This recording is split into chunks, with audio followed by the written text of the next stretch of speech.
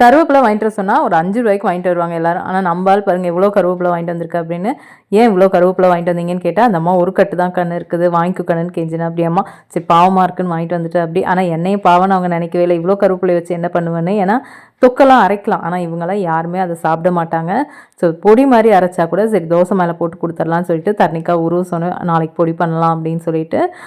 Evening தர்ணிக்கா ஸ்கூல்லேருந்து வரும்போதே எனக்கு பிரியாணி சாப்பிடணும் போல இருக்குது, அப்படி இல்லைனா ஃப்ரைட் ரைஸ் வாங்கி கொடுங்க வெளியிலன்ட்டா. சரி வெளியில் வாங்கி கொடுக்கறதுக்கு நம்மளே பிரியாணி பண்ணிடலான்னு சொல்லிட்டு காளான் அதுவும் ஜெய்ஸாவை காலேஜ் முடிச்ச வரத்துக்கு 7 மணி ஆயிடும். சரி அவளை கூப்பிட போகும்போது வாங்கிக்கலாம் அப்படின்னு விட்டுட்டேன். எப்பயுமே இந்த மாதிரி ஹெவியாக நைட் செஞ்சேன்னா ஒரு 6 மணிக்கெலாம் முடிச்சிடுவேன். அதுக்கப்புறமேட்டு சாப்பிட்றது தான் ஒரு 7 7:30க்கெலாம் எல்லாம் சாப்பிட்ருவாங்க. ஓரளவுக்கு பரவாயில்லன்னு இருக்கும். ஆனால் இன்றைக்கி 7 மணிக்கு அவளை கூப்பிட போகும்போது வாங்கிட்டு வந்து செய்யறதுக்குள்ளே 8 மணிக்கு மேலே ஆகிடுச்சு. ஸோ கொஞ்சம் ஹெவி தான் இன்றைக்கி. ஆனால் வெளியில் வாங்கி கொடுக்குறதோட நம்மளே இது மாதிரி செஞ்சு கொடுத்துக்கலான்னு செஞ்சுட்டேன். ரெகுலராக பார்க்குறவங்களுக்கு தெரியும், நான் 1 பாட் ரைஸ் வந்து இந்த குருணை அரிசியில் தான் செய்வேன். ஸோ அது வந்து டிமார்ட்டில் ஒரு 5 கிலோ வாங்கிட்டு வந்துருந்துச்சு. அதை வந்து ஒரு பிரியாணி இலை மட்டும் போட்டு கீழே ஒரு பிரியாணி இலை போட்டு அரிசி கொட்டிட்டு மேலே திருப்பி ஒரு பிரியாணி இலை வச்சா பூச்சி பிடிக்காது சீக்கிரமாக. ஸோ அதெல்லாம் எடுத்து வச்சுட்டு கிச்சனை ஃபுல்லாக நீட் பண்ணிட்டேன்.